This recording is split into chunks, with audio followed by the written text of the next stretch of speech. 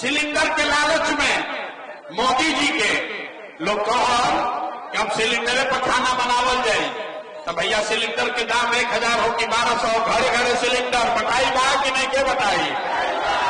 आपने हमने वोट दिया मोदी का भाषण सुन के कि मोदी ने गुजरात में बड़ा विकास किया है, तो भैया मोदी गुजरात में तो विकास करता, पूरा देश का पैसा ले जाकर गुजरात के गांव गांव में मोदी फैक्ट्री लगा रहे हैं और पूरे बिहार से, चंपारण से, बेतिया बगहा से आपके हमारे बच्चे गुजरात में जाकर नौकरी मजदूरी कर रहे हैं कि नहीं कर रहे हैं।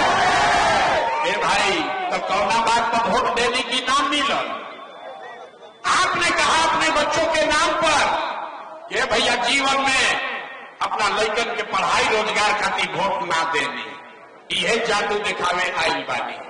वोट तो ना मांगी, यही जादू दिखाते हैं। बोओगे बबूल तो आम कहां से खाओगे। वोट दीजिएगा 5 किलो अनाज के लिए, तो रोजगार कहां से भेटाई। आपने अनाज के लिए वोट दिया, अनाज आपको मिल रहा है। रउआ मंदिर खाती वोट देनी, अयोध्या में मंदिर बन गई। आपने बिजली के लिए वोट दिया, घर घर बिजली आ गई। आपने जात के लिए वोट दिया, घर घर जात के चर्चा गिनती हो गई। रउआ सिलेंडर खाती वोट देनी, घरे घर सिलेंडर बटा गई। आपने गुजरात के विकास के लिए वोट दिया, गुजरात के गांव गांव में फैक्ट्री लग गया। आपने अपने बच्चों के पढ़ाई रोजगार के लिए वोट नहीं दिया, इसीलिए पूरा बिहार का बच्चा अनपढ़ और मजदूर बन गया। यही बात बताने आए हैं। वोट ना मांगी, यह आपके गाँव जाके हाथ जोड़ के बतावत नहीं। आज 3 बरिस से एक के बाद सिखावत नहीं। अरे भाई, अगर आप अपना और अपने बच्चे का चिंता नहीं करोगे तो दुनिया में कोई नेता, कोई दल आपके बच्चे का चिंता नहीं करेगा। काहे करी भाई, जब रउआ अपन लड़का के चिंते नहीं थे तो लालू, नीतीश, मोदी, प्रशांत किशोर राव लड़का के चिंता काहे करी हम। अब अभी रउआ के दिखावता नहीं कि रउआ राव लड़कन के चिंता बाकी ना। अब फिर एक बाद गरीबी से निकले वाला एगो रास्ता मंत्र सिखाई। बस 5 मिनट में अभी वो मंत्र आपको सिखाएंगे। सारे लोग तीसरे और अंतिम सवाल का जवाब दीजिए। और कुछ हो या ना हो, आपको अपने बच्चों की चिंता है या नहीं। हाथों को उठाओ भाई, अपना लेकर कभी हाथों में क्या उठाओ। हाथ उठाकर बोलिए, अभी आगे ना बढ़ी बात। हाथ उठाकर बोलिए, आपको अपने बच्चों की चिंता है कि नहीं है।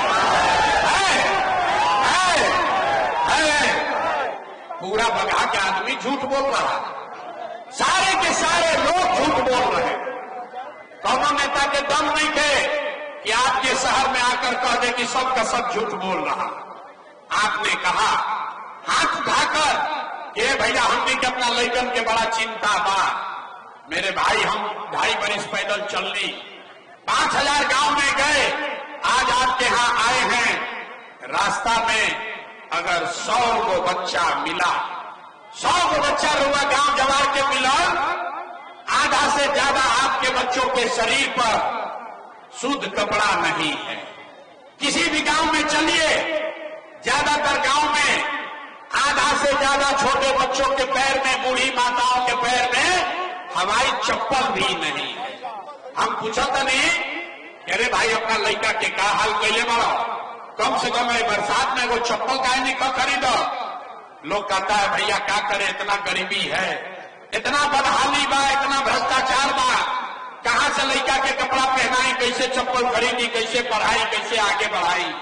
तो मेरे भाई, जिन नेताओं ने आपको और आपके बच्चों का ये हाल कर दिया कि आपके बच्चे के शरीर पर कपड़ा नहीं, पैर में चप्पल नहीं, खाने के लिए बढ़िया भरपेट भोजन नहीं, आपका बच्चा बीमार पड़ता है तो दवा डॉक्टर अस्पताल नहीं, वही नेता अभी 3 महीना के बाद हम वोट मांगे तो जितने लोग हाथ उठाए थे, ज्यादातर आदमी जाति के नाम पर हिंदू मुसलमान बन के लालू के डर से मोदी और मोदी के डर से लालू का नारा लगा के 500 रुपया के लालच में 2 पाउच पी के मुर्गा भात खा के उसी नेता को जाके वोट दोगे, वही नेता के जाके रुआ वोट दे। यहाँ कहता है कि हमको हमारे बच्चे का बड़ा चिंता है। अरे भाई, अपना लड़कन के नाम पर झूठ बोलता नहीं तो राव रउआ ना भोगा, राव लड़का ना भोगी तो के भोगी। हम मीठा बात ना बोली, हम मीठा बात नहीं बोलते हैं। लड़कन के चिंता का होला, अगर सीखे के बाद तो एक बार लालू जी के देखी जा। लालू जी के अपन लड़का के चिंता बा। लालू जी के लड़का 9वां पास ना कैल, लेकिन लालू जी के चिंता बा कि हमार लड़का बिहार के राजा बनो। हम ये बात कहते नहीं तो कुछ आदमी के बुझाता कि हम लालू जी के शिकायत करता नहीं। अरे ना रे भाई, हम तो लालू जी के तारीफ कर रहे हैं। लालू जी इतने अच्छे बाप हैं, लड़का 9वां नहीं पास किया लेकिन चाहते हैं कि हमारा लड़का बिहार का राजा बने। आप अपना दशा देखिए, आपका बच्चा मैट्रिक पास कर लिया, IABA कर लिया, उसको चपरासी का भी नौकरी नहीं मिला, लेकिन आपको उसका कोई चिंता नहीं है। रउआ तो जात के झंडा उठा के घूमता नहीं। गांव में चली, खेत में, खलिहान में, घर के दलान में, चौक चौराहा पर, चाय के दुकान पर, जहां 4 आदमी बैठा था, बतियावत कि लालू जी की हम की, नीतीश जी की हम, मोदी जी की हम की, जनसुराज जी की। अपना दिल से पूछिए, कब आपने अपने लिए पूछा ये भैया हमने के लड़कन के जीत कब होई? जब रउआ अपना लड़के के चिंते नहीं थे तो नेता तो ठगबे न करी। हम भाई, हम बिहार में चलो तो नहीं, अभी सुनी बिहार के दुर्दशा के कहानी। लोग से पूछीला, ए भैया वोट केकरा के देले रहो? कहता है मोदी जी को। पूछे काहे? बोला मोदी जी का सीना है 56 इंच का। सुनी कहानी, बिहार में पूछनी वोट केकरा के देला? कहला मोदी जी के। काहे खाती? बोला मोदी का सीना है 56 इंच के। पूछनी केकरा से का होई? बोला कि मोदी जी सारा मियाँ जी लोग के मार के भगा दी, हम पाकिस्तान पर बम गिरा के 4 टुकड़ा कर दी हम। अरे मेरे भाई, बगहा के गांव में बैठ के आपको ये समझ है, आपको ये दिख रहा है कि मोदी का सीना 50 इंच है कि 56 इंच, लेकिन बगहा के लइकन के, आपन राउर लइकन के, बिहार भर के लइकन के खैला बगैर सीना सिकुड़ा के 15 इंच भई भाई रुआ नहीं खे लौकत रे भाई। बिहार में सुधार नहीं के हो, फिर कहता कि बिहार में सुधार नहीं के हो। कैसे सुधार हो? कुछ आदमी कहता है कि बिहार में विकल्प नहीं थे। ए भैया रुआ आइल बनी, अब प्रशांत किशोर आइल बड़ा पढ़ल लिखल आदमी बाड़न, 3 बरिस से मेहनत करता। रउआ भैया आगे आगे चली, हमने के 100 आदमी और मदद कर जाए, रउआ सुधारी बिहार के। हम हाथ जोड़ता नहीं रे भाई। एगो प्रशांत किशोर के छोड़ी, अगर 10 गो प्रशांत किशोर आ जाई हम, तब वो बिहार सुधरे वाला नहीं के। जब तक आप नहीं सुधरिएगा तब तक कोई बिहार को नहीं सुधार सकता, कोई सुधरिए ना सके। एजा आदमी 5 बरिस नरक के जिंदगी जियता, जौना गांव में जाई आदमी ये कहता है, ए भैया इधर तक नाली गली नहीं थे, ए भैया हमने के लइकन के पढ़ाई नहीं थे, रोजगार नहीं थे, खाए के नहीं थे, इंदिरा आवास नहीं थे, कैसे जिंदगी चलता, कोई बीमार पड़ता तो दवा डॉक्टर अस्पताल नहीं थे। और जैसे ही वोट आई तो 5 बरिस जे नरक के जिंदगी जियता, वोट के दिन आवता तो सब बात भुला जाए। वोट के दिन ए भाई अपना जात के खराब है, चलो करे के दिया है।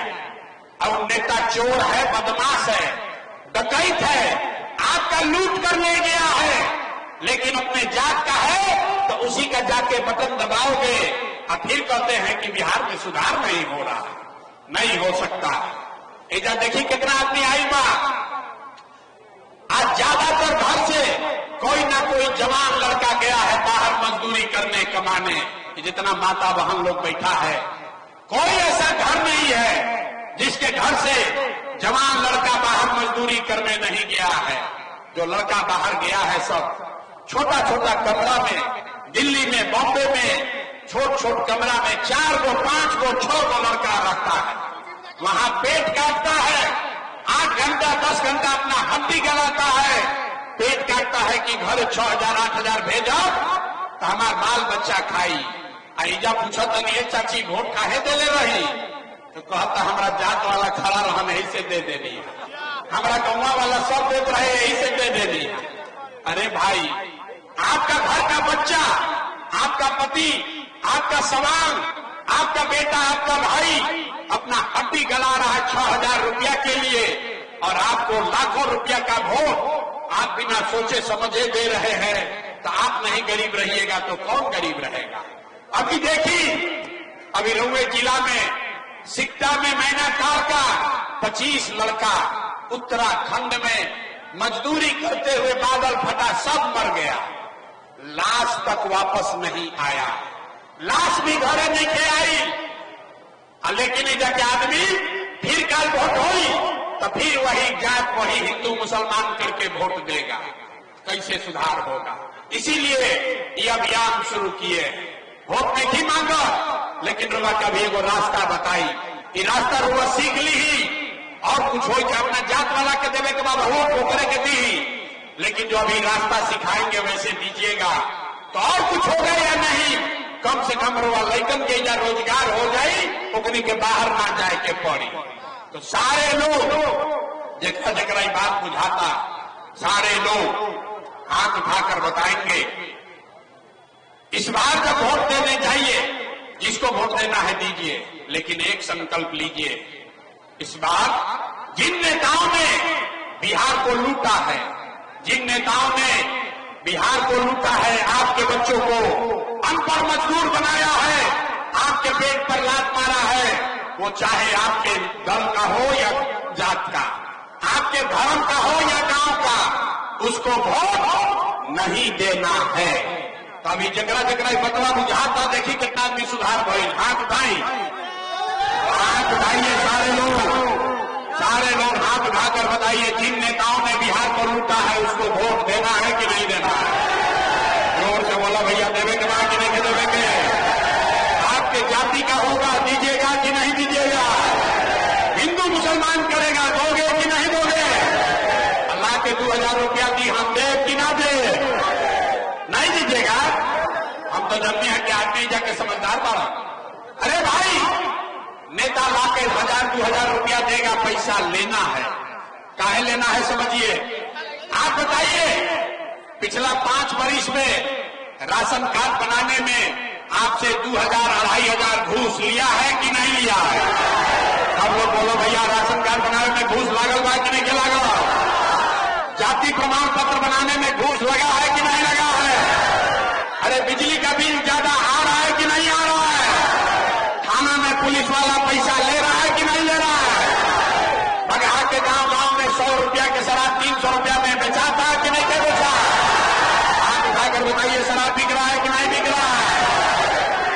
ब्लॉक में सीओ पीडीओ जमीन के दाखिल खारिज के नाम पर लूट रहा है कि नहीं लूट रहा है। अरे भाई, तो 5 वर्ष हमनिए के पैसा लूट के रखले वाला सन, वही में से 1,000-2,000 लाख के दियो सन, तो अपने पैसा ले लेवे के बाद, लेकिन पैसा लेने के बाद एक संकल्प अभी याद करना है, एक मंत्र सबको याद करना है। इस बार एक बार जीवन में संकल्प लीजिए, इस बार जब वोट देने जाइए तो संकल्प लेकर जाइए, वोट जिसको मन है उसको दीजिए, लेकिन एक संकल्प लीजिए, इस बार वोट जीवन में एक बार वोट किसी नेता के लिए नहीं, किसी दल के लिए नहीं, अपने जात के लिए नहीं, हिंदू मुसलमान के लिए नहीं, नाली गली के लिए नहीं, 5 किलो अनाज के लिए नहीं, हिंदू मुसलमान मस्जिद के लिए नहीं, लालू नीतीश मोदी प्रशांत किशोर के लिए नहीं, जीवन में एक बार वोट। मेरे भाई, एक संकल्प लीजिए, जीवन में एक बार वोट सभी को अपने अपने बच्चों के लिए देना है, बच्चों की पढ़ाई और रोजगार के लिए देना है। ताली बजाओ से जान ना बची, हमरा कितना बुर्बक मत बुझो। अब हाथ उठाइए और बताइए, सारे लोग हाथ उठाइए और संकल्प लीजिए, सारे लोग हाथ उठाकर संकल्प लीजिए, अगली बार वोट अपने बच्चों के लिए देना है कि नहीं देना है। आवाज नहीं आया, अपने बच्चों के लिए वोट देना है कि नहीं देना है। अभी एजा से बहरिया निकलो, आधा आदमी कहिए नहीं भाई का कहलो उन बच्चा के वोट देवे से का हुई। अभी समझिए क्या होगा। अब देखिए जादू नंबर 2, आपने मोदी का चेहरा देखकर वोट दिया तो चाय बेचे वाला मोदी रउआ वोट से देश के राजा हो गए। आपने लालू जी का चेहरा देखकर वोट दिया तो भैंस चराने वाले लालू यादव आपके वोट से 30 वर्ष से बिहार में राजा है। आपने नीतीश कुमार का चेहरा देखकर वोट दिया तो बैठ का लड़का नीतीश कुमार 20 वर्ष से बिहार के राजा हैं। एक बार अपना भाई अपना बेटा प्रशांत किशोर का बात मानिए, एक बार जीवन में वोट अपने बच्चों का चेहरा देखकर दीजिए। आपके वोट में इतना ताकत है, आपका बच्चा भी बेरोजगार नहीं रहेगा। आप अगर बुझा गए तब हाथ उठाई फिर से, सारे लोग हाथ उठाइए और मुट्ठी मांगिए और मुट्ठी बांधकर सब लोग संकल्प लेगा अगली बार वोट अपने बच्चों के लिए देना है कि नहीं देना है। अपने बच्चों के लिए वोट देने के बाद कि नहीं देने के देना है, देना है। झूठ नहीं ना बोल रहे हैं। अगर झूठ नहीं बोल रहे तो हाथ नीचे कीजिए। अब ताली बजाने का समय आ रहा है। अगर आपने अपने बच्चों के लिए वोट दिया तो हमसे लिख के ले लीजिए, गारंटी हमरा से ले ली ही। अब की हाली जब दिवाली या छठ मनी, इस बार जब आप दिवाली और छठ मनाइएगा तो आपके जीवन का, आपके जीवन के बदहाली का, बिहार के गरीबी का ये अंतिम दिवाली और छठ होगा। अंतिम दिवाली और छठ होके जाता। ताली बजा लिए कैसे, अभी 2 मिनट में समझ लीजिए। छठ के बाद अगर आपने इस बार जो संकल्प लिया है अपने बच्चों के नाम पर वोट दिया तो छठ के बाद क्या हुई।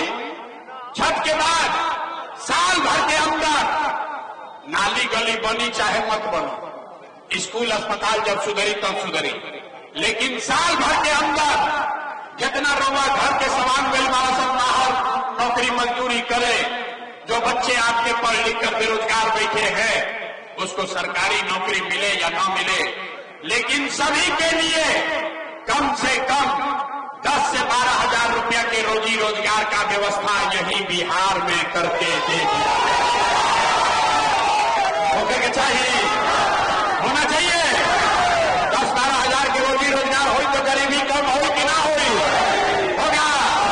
आप बुझाता नहीं प्रशांत किशोर के बेटा के तिलक ना हो, अगर ये बात बुझाता तो घरे जाके बतावे के बाद अपना अपना सवाल के अपना बेटा के भाई के बतावे के बाद ये बचवा आपकी हाली दिवाली और छठ में जब घरे आईबो याद कर लो भाई, अपने सवाल को अपने बेटा भाई को बताना है। ये बचवा आपकी हाली दिवाली और छठ में जब घरे आईबो तो फिर जीवन में कभी 10-12 हजार रुपया के रोजी रोजगार खाती अपन घर परिवार गांव पर बिहार छोड़ के बाहर ना जाए के पड़ी। ये मंजूर है, सबको मंजूर है भाई। दूसरा संकल्प, जेकर उम्र 60 वर्ष से ज्यादा बा, नीतीश कुमार 20 वर्ष से 400 रुपया देता पेंशन भीख के तरह, तो तय हुआ कि अगर आपने अपने बच्चों के नाम पर वोट दिया तो छठ के 1 महीना बाद से, दिसंबर महीना से, कार्तिक से 400 रुपया का भीख नहीं, 1100 रुपया का पेंशन नहीं, 2000 रुपया हर महीने जेकर उम्र 60 वर्ष से ज्यादा बा, सारे महिला पुरुष को कम से कम 2000 रुपया का सम्मान राशि हर महीना जरूर दिया जाएगा। होके के चाहिए, हाथ उठा के पहले बताइए होके के चाहिए कि ना, होना चाहिए। तीसरा और अंतिम संकल्प, 10-12 हजार के रोजी रोजगार से जीवन ना सुधरी, 2000 के पेंशन से भी जीवन ना सुधरी। जीवन तब सुधरी जब आपका बच्चा पढ़ लिख कर अफसर बनेगा। आज गरीब का बच्चा जाता है पढ़ने, वो पढ़त नहीं थे, खिचड़ी खैलस घरे चल आई, तो तय हुआ कि अगर आपने अपने बच्चों के लिए वोट दिया तो दिसंबर से हर गरीब को ये सुविधा होगा कि जब तक सरकारी स्कूल ना सुधरी तब तक आप अपने बच्चे को प्राइवेट अंग्रेजी स्कूल में भेजिए और प्राइवेट स्कूल में, अंग्रेजी स्कूल में पढ़ावे के खर्चा सरकार के ओर से दिहल जाई, ताकि बच्चा भी अंग्रेजी स्कूल में पढ़ सके। सब लोग तैयार है? तैयार है? तो 15 मिनट के पढ़ाई से खत्म हो गई, परीक्षा के बारी बा। सब आदमी तनी अब सोच के बताई जा। सब आदमी बताएगा अगली बार वोट 5 किलो अनाज के लिए देना है कि रोजगार के लिए देना है? हाथ उठा के बोले के बाद 5 किलो अनाज चाहिए कि रोजगार चाहिए? अपन जात के नेता चाहिए, हम की लड़कन की पढ़ाई चाहिए? जात चाहिए कि पढ़ाई चाहिए? पढ़ाई चाहिए कि जात चाहिए? लालू नीतीश मोदी का राज चाहिए कि जनता का राज चाहिए? ए भाई कहने ना कि बिहार का आदमी ना सुधरी। बहुत आदमी हाथ नीचे कैले कहता हम सुधर ना, हम सुधरब ना बिहार के सुधरे थे। अरे भाई लालू चाहिए, लालू बोलो। नीतीश चाहिए, नीतीश बोलिए। झूठ मत बोलिए, झूठ बोलिएगा पकड़ा जाइएगा। सारे लोग सोच के बताइए, लालू नीतीश मोदी का राज की जनता का राज? अगर जनता का राज चाहिए तो अगला बार वोट अपना अपना बच्चन खाती देवे के बाद। सब लोग तैयार है? अभी जांच सब अभी पता चली तो 3 महीना के बाद वोट होई तो नीतीश कुमार के रखल जाए कि हटावल जाए? अरे भाई सबके बोले के बाद नीतीश कुमार को रखना है कि हटाना है? नीतीश कुमार को रखना है कि हटाना है? पीछे से बोलिए रखना है कि हटाना है? अरे भाई नीतीश कुमार के रखने के बाद कि हटाने के बाद? हटाना है। अब मोदी अयन, अब मोदी आके कहियन कि सब लोग नीतीश के एनडीए के वोट दे दो तो दियाई, काहे ना दियाई? अच्छा हमारा सभा में अइलो तो कहता ना दियाई, काले मोदी आई हम तो मोदी मोदी करके देब। रुको, अभी सब लोग मिलके अभी 1 मिनट में यहीं पर तय किया जाएगा कि मोदी के कहने पर वोट देना है कि नहीं। सारे लोग बस एक सवाल का जवाब दीजिए। वोट बिहार के, सबके बतावे के बाद वोट बिहार के तो फैक्ट्री कहाँ लागे के चाहिए? सवाल सुने पहले ही हल्ला कर देना। यही से बिहार के आदमी की दुर्दशा था। सवाल सुनिए, वोट बिहार का तो फैक्ट्री कहाँ लगना चाहिए, बिहार में कि गुजरात में? भाई सबको बोलना है, वोट बिहार का तो फैक्ट्री कहाँ लगना चाहिए, बिहार में कि गुजरात में? बिहार में कि गुजरात में? तो बोलिए बिहार में कि गुजरात में? बिहार में कि गुजरात में? अच्छा तो अभी कल ही खुली, जितना आदमी मोदी के वोट देने वाला जा, सारे लोग अपना अपना बच्चा के नाम पर बोलो। पिछले 15 साल में मोदी ने फैक्ट्री कहां लगाया, बिहार में कि गुजरात में? मोदी ने फैक्ट्री कहां लगाया, बिहार में कि गुजरात में? जे मोदी के वोट देले बा चुपाइल बा, अरे बोलत निकल जा। अरे बोला रे भाई, मोदी फैक्ट्री कहां लगाई, बिहार में कि गुजरात में? मोदी ने फैक्ट्री कहां लगाया, बिहार में कि गुजरात में? हम लोग को मंजूर है वोट लेवा बिहार में, अब फैक्ट्री लगेगा गुजरात में, मंजूर बा? मंजूर है? मंजूर है? नहीं है तो हाथ उठाकर बोलिए मोदी कहने को वोट दीजिएगा। हाथ उठाओ भाई, मोदी कहने वोट देना है, मोदी कहना वोट दिया ही। और अगर जो वोट दिया मोदी के कहला पर तो लड़का जाके गुजरात में मजदूर बनिया सनोकर पाप रउे सर पर लागी। तो मोदी के कहला तो वोट ना दियाई तो नीतीश कुमार तो गई रैयन की जाइए, रैयन की जाइए और समझिए रहेंगे कि जाएंगे? आवाज नहीं आ, रैयन की जाइए, नीतीश कुमार रैयन की जाइए, रैयन की जाइए।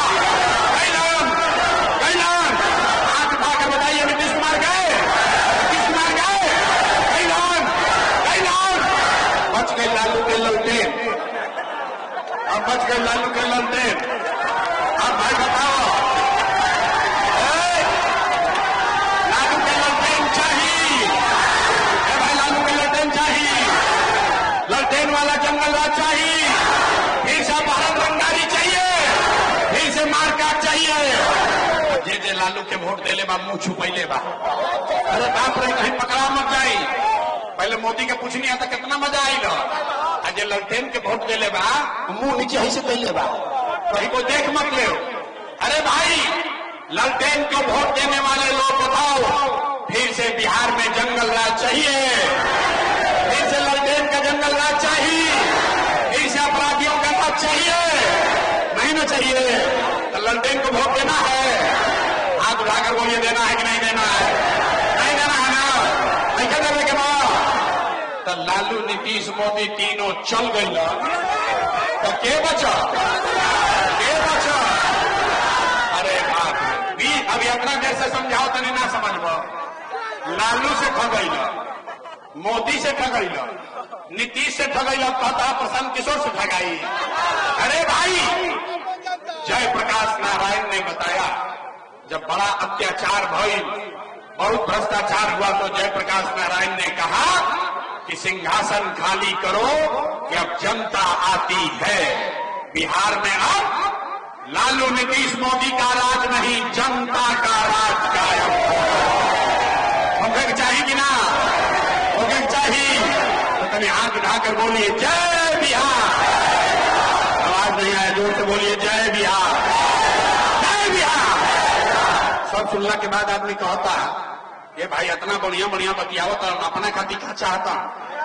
कुछ आदमी के बुझाता कि हम आई बने जब मुख्यमंत्री बने तो रुआ हमरा के नहीं जाना। हम इतना छोटा सपना लेके पैदा नहीं की भाई। एगो दूगो ना, 12 जना के मुख्यमंत्री बनावे में कंधा लगेले बानी। ये पसीना मुख्यमंत्री बनने के लिए नहीं बहा रहे हैं, ये पसीना एक हती बहावत नहीं, ये सपना लेकर आए हैं कि अपने जीवन काल में एक ऐसा भी दिन देखें जब हरियाणा, पंजाब से, गुजरात, महाराष्ट्र से लोग बिहार में रोजी रोजगार करे आवास, तब माना जाए कि बिहार में विकास हो। हम लोग तैयार है, सभी तैयार बा। हम लोग से वोट मांगनी ना, पैसा चंदा हम लिही ना, लेकिन अगर हमारी बात ठीक बुझाई होके तो और कुछ नहीं, एक बार हाथ उठाकर आशीर्वाद दीजिए और बताइए कि ये प्रयास होना चाहिए कि नहीं होना चाहिए। बिहार में बदलाव होके के चाहिए कि ना होके के चाहिए? बिहार में बदलाव होना चाहिए कि नहीं होना चाहिए? अभी होके के चाहिए कि 5 वर्ष के बाद? 25 में कि 30 में? अरे भाई सोच कर बोलो, 25 में कि 30 में? 25 में कि 30 में? सब लोग तैयार है? सब लोग तैयार है? अगर तैयार बानी तब तैयार हो जाए। 3 महीना के बाद बिहार से व्यवस्था बदले वाला था। बिहार से हम लोग गरीबी को झाड़ू मार के बाहर भगाने वाले हैं। पूरी ताकत से बोलिए जय बिहार, जय बिहार। हम पुलिस सुरक्षा ये सब लेके ना चले। जरा हाथ मिलावे के बाद, फोटो खिंचावे के बाद धक्का धुक्की मत कीजिए। यहाँ गाड़ी पर बैठेंगे, एक एक आदमी से मिल के जाए, अभी घबराए के नहीं थे। बहुत बहुत धन्यवाद। अभी कितना जोर से बोलनी है भैया, पढ़ाई और रोजगार होके के चाहिए। अरे बाप रे, अभी माइक दे दी, आधा घंटा खड़ा होकर भाषण दी। कोई लालू जी के दोस्त दी, कोई नीतीश के, कोई मोदी के, कोई कांग्रेस के, कोई मुखिया के गरियावता, कोई सांसद के, कोई मंत्री के। अरे भाई, आपने तो अपने बच्चों के लिए आज तक वोटे नहीं दिया तो दूसरे को दोष क्यों देते हो? अब कोई खड़ा होके कही कि भैया एक का गारंटी बा, पहले ही कहनी ताली नहीं के बजावे के, हम नेताजी ना है, ताली नहीं के बजावे के अपना सीखे के बाद। अब कोई खड़ा होके कही कि एक का गारंटी बा कि हमनी के अपना लइकन के पढ़ाई रोजगार खातिर वोट दिहल जाई तो हमनी के मिली। बिहार में तो हमनी के सब नेता के वोट दे के देख लेनी जा, आज तक हमनी के कुछ ना मिलल, तो एकर का गारंटी बा कि लइकन के पढ़ाई रोजगार? बिल्कुल इसका गारंटी है। जिसको वोट देना है दीजिए, लेकिन आपके बच्चे को पढ़ाई रोजगार मिलेगा ही मिलेगा। हमारा बात पर भरोसा नहीं है करेंगे। अभी अपना आंख के सामने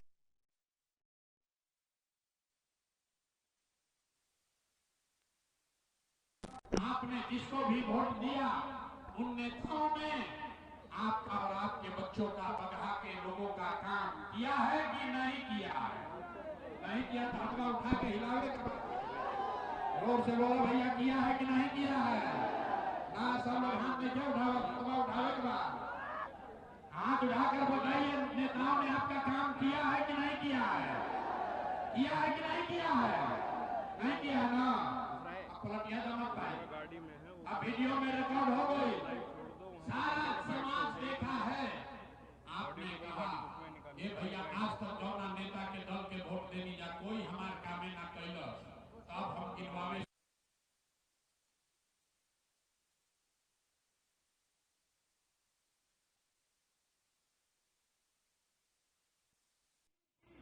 लड़का के पढ़ाई रोजगार कैसे मिली। पूरा बिहार में बगहा में यहाँ सभा में आए बहुत सारे लोगों ने 5 किलो अनाज के लालच में मोदी जी को भाजपा को वोट दिया है। तो बिहार में बगहा में चाहे जितना चोरी भ्रष्टाचार बा, 1 किलो चोरी करके यहाँ के लोगों को 4 किलो अनाज मिल रहा है कि नहीं मिल रहा है? खा के बोलने के बाद भाई मिलता है कि नहीं क्या मिला? 4 किलो अनाज मिलता है कि नहीं क्या मिला? आपने हमने वोट दिया, हिंदू मुसलमान बन के सब हिंदू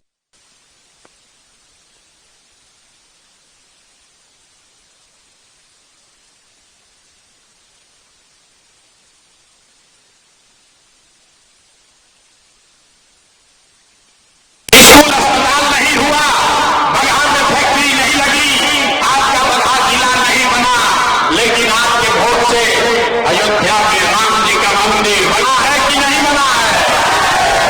भाई दोबारा लाइन में हाथ उठाकर बोले का मंदिर बना है कि नहीं बना है? तो दोबारा हिलाने में काहे बोलते हैं? जोर से बोलिए, मंदिर बना है कि नहीं बना है? आपने हमने वोट दिया, कई लोगों ने नीतीश कुमार के आदमी कहो ना, लालू के ना दे, मोदी के ना दे, हम तो नीतीश के वोट दे। हमने के पानी बिजली सड़क चाहिए। लालू जी के जंगल राज में बगहा में पानी बिजली सड़क ना रहे, तो नीतीश के बिहार में इसी भ्रष्टाचार वाले राज में बिजली के बिल 1000 आवे चाहे 2000, घरे घरे बिजली आई वहां की नहीं क्या आई? फिर हाथ देखो उठाओ भाई, हाथ उठाकर बोलो बिजली आया है कि नहीं आया है? आपने हमने वोट दिया जाति के नाम पर। बिहार में आदमी कहेला जी ही चाहे मर जाए अपना जाते वाला के वोट दे। तो भैया आपके जात के नेता ने आपके लिए, आपके बच्चों के लिए पढ़ाई रोजगार का बात नहीं किया, लेकिन जाति के बाद जाति के गिनती जनगणना पूरा बिहार में करैले मान जाए कि नहीं कंजे करैले? अरे जाति के जनगणना भाई भाई कि नहीं क्या भाई?